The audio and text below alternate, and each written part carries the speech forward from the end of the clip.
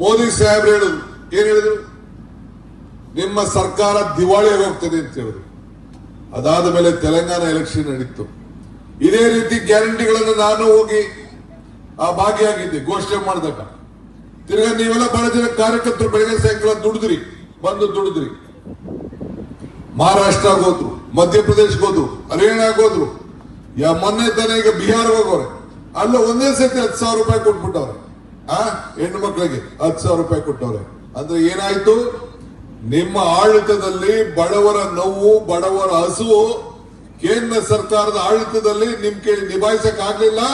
ಕರ್ನಾಟಕ ರಾಜ್ಯದ ಕಾಂಗ್ರೆಸ್ ಮಾದರಿಯನ್ನ ತೆಗೆದುಕೊಂಡು ನಮ್ಮ ಗ್ಯಾರಂಟಿಯನ್ನ ನೀವು ಕಾಪಿ ಮಾಡಿಕೊಂಡು ನೀವು ಚುನಾವಣೆಯಲ್ಲಿ ಅಧಿಕಾರಕ್ಕೆ ಬರ್ಲಿಕ್ಕೆ ನೀವು ಪ್ರಯತ್ನವನ್ನ ನೀವು ಮಾಡ್ತಾ ಇದ್ದೀವಿ. ಚಿಂತೆ ಇಲ್ಲ. ಆದ್ರೆ ನಾವು ಇವತ್ತು ನಿಮ್ಗೆ ಎಷ್ಟು ಸಹಾಯ ಮಾಡ್ತಾ ಇದ್ದೇವೆ, ಎಷ್ಟು ಶಕ್ತಿ ಕೊಟ್ಟಿದ್ದೀವಿ, ಮತದಾರ ಹತ್ರಕ್ಕೆ ಹೋಗ್ಬೇಕಾದ್ರೆ ಎಷ್ಟು ಶಕ್ತಿ ಕೊಟ್ಟಿದ್ದೀವಿ.